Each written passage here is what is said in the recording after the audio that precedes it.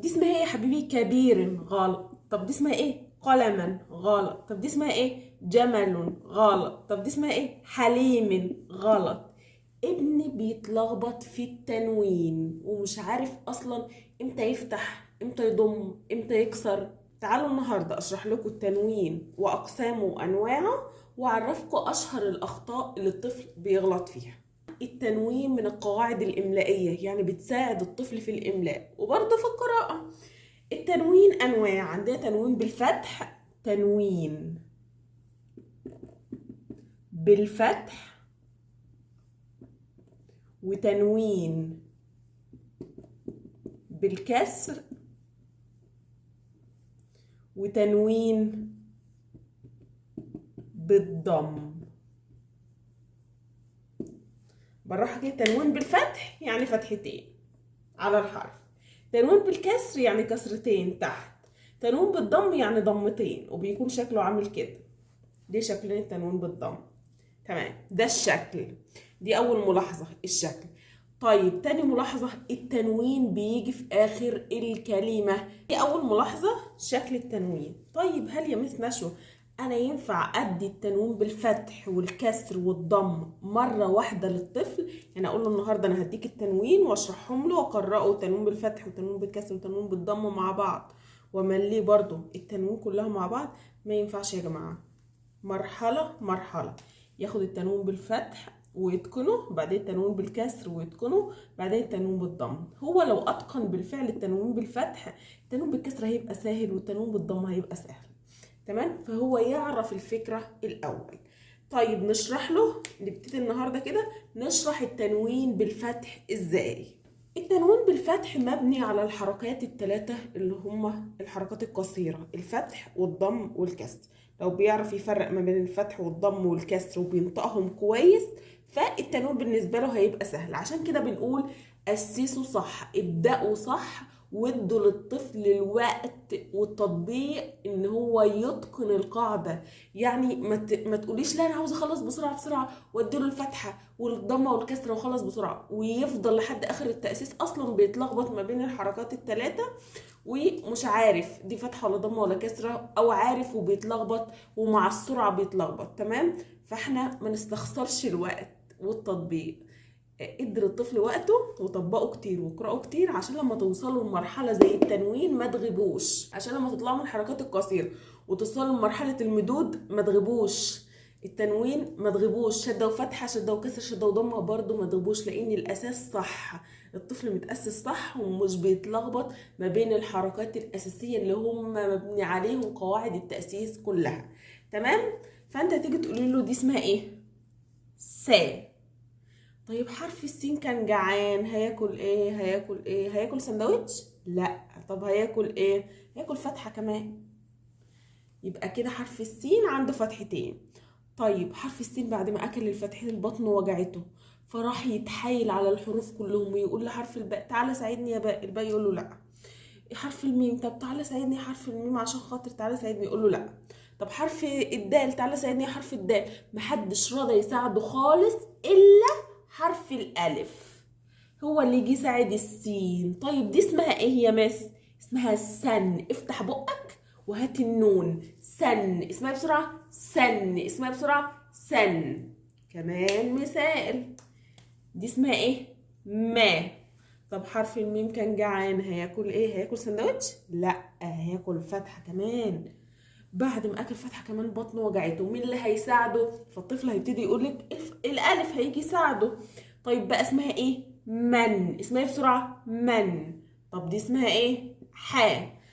جعان هياكل ايه؟ هياكل فتحة. طيب تعبان، مين اللي هيجي يساعده؟ الالف. الالف هيجي يساعد التنوين، اسمها ايه؟ حن. طب يلا تاني كده، دي اسمها ايه؟ تخليه يعيد تاني. سن، من، حن. طب دي حرف الدال، اكل كمان فتحه، بطنه وجعته، مين اللي هيجي يساعده؟ الالف. طيب اسمها ايه كده؟ دن. اسمها إيه بسرعه؟ دن. ونعيد تاني، اسمها ايه دي؟ سن، من، حن، دن. ونبتدي بقى نقرا من الكتاب اللي انتوا بتقراوا منه، يعني اللي انتوا بتاخدوا فيه التاسيس قراءه. اي كتاب بقى اهم حاجه يكون فيه كلمات عن التنوين، سواء مقطع واحد كده او كلمات، وبعد كده جمل. طبعا اطفال كتير بيقولوا لي يا مس ان لما باجي اخد طفل هو اصلا اخد التنوين او عنده خلفيه عن التاسيس، يقول لي يا مس الالف ده الف مد، الالف اللي بعد السين ده والالف اللي بعد الميم الالف ده يقول مد، ده مد. لا بس هو مش مد، لازم تقنعي الطفل ان الالف ده ملهوش اي وظيفه في الحياه، ان هو جاي يساعد الحياه، هو مش هيتنطق اصلا. تمام؟ فما يقولش عليه مد، ملوش علاقه بالمد خالص. دي برضو نقطه عايزه اقول عليها. ونقول للطفل ان افتح بقك، افتح بقك وانت بتنطق تنوين بالفتح، اصل هو فتح فتح، افتح. سن، ما تقولش سن، لا، فتح يبقى افتح. سن دي اسمها ايه؟ من دي اسمها ايه؟ حن دي اسمها ايه؟ دن. ولما تيجي تملي الطفل عرفيه انا همليك كلمات فيها تنوين، سهلوا على الطفل في اول القاعده. يعني ما تقوليش الكلمه وخلاص وتقولوا له لا فين التنوين، لا قولي له عرفيه كده انا همليك كلمه فيها تنوين، فيبتدي وهو بيتملى يستوعب فيها تنوين، فيبتدي ياخد باله. بعد كده بعد ما يتقن بقى التنوين ابتدي مليه كلمه من غير ما تقولوا له ان هي تنوين، فهو يبتدي هتلاقيه بياخد باله. لو ما خدش باله هتنبهيه في اول كلمه، وبعد كده هتلاقيه بياخد باله. حاجه كمان عايزه اقول عليها، ان التنوين بالفتح لازم تعرفوا الطفل ان التنوين بالفتح لازم بعده الف، ما عدا مين؟ ما عدا التاء المربوطه والهمزه اللي قبلها الف. تمام؟ ما ينفعش يجي بعدها الف. يعني التاء المربوطه قويه ما بتحتاجش الالف يجي يساعدها، تقول لها لا لا لا لا يا الف انا مش عايزاك تساعدني خالص. تمام؟ والهمزه برضه تقول له لا لا لا يا الف انا مش عاوزاك تساعدني، امشي امشي انا قويه. فالقويين اللي ما بيحتاجوش الف بعدهم التاء المربوطه والهمزه. طيب هل بقى اول حصه انا بقول للطفل بشرح له التنوين ابتدي اقول له ان في حروف قويه ما بتحتاجش التاء المربوطه والهمزه؟ لو الطفل مستواه كبير، تمام، وحاسه ان مستواه كويس ومش هيتلخبط، قولي له عادي.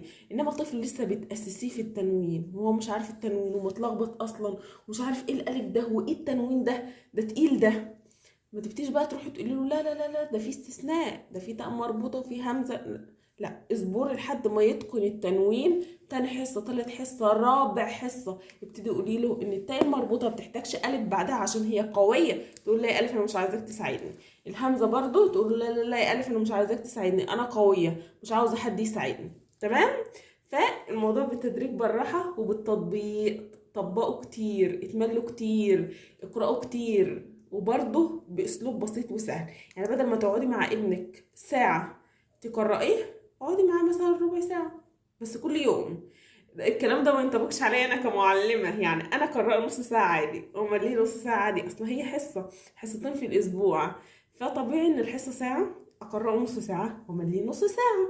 انما انت كأم في البيت بدل ما تقعدي مع ابنك نص ساعه ويبتدي بقى يزهق، وانت مامته هيزهق ويقول لك لا انا عايزه اروح العب، عايزه اروح اعمل، لا، خصصي 10 دقايق ربع ساعه بالكتير كل يوم. 10 دقايق اقرا، يعني مثلا انا قايله لك الصفحه دي تقراوها، تمام، او الميز بتاعته. قسمي الصفحه على الايام، تعالى يلا اقرا السطرين دول بسرعه بسرعه بسرعه، اقراهم وامشي. يقرا، طب اتملى يلا 4 كلمات، 4 بس وامشي كل يوم، بدل ما تستني بقى تقعدي في يوم واحد وتقولي اقعد بقى يلا اقعد لي اقرا لي الصفحه كلها اللي الميس قالت عليها واتملى لي ال 15 كلمه اللي الميس نشوى قالت عليهم. لا، انت مع ابنك في البيت قسمي الوقت لفترات صغيره، ما تسيبيش فتره كبيره الطفل يقعد معاكي فيها ويزهقك. فمتابعتك مع الطفل هو هيجيلي بقى، هيجيلي عنده استعداد والقاعده بقى بنت عليه وبقى اعرف يقراها. فمتابعتك مع المعلمه بتفرق كتير 180 درجه. فرق كبير جدا ما بين معلمه، ما بين ام بتتابع مع المعلمه وام لا، فرق السما من الارض. حتى لو المعلمة شاطرة، حتى لو المعلمة أشطر واحدة في الدنيا، برضو متابعتك بتفرق جدا جدا جدا. فبالراحة كده وشوفي ابنك واقف في مرحلة ايه، وابتدي المرحلة دي سواء تنوين سواء مدود سواء فتح وضم وكسر، ابتدي بقى شوفي ايه اللي ابنك واقع فيه، وابتدي هي دي البداية اللي انت هتبدأي منها.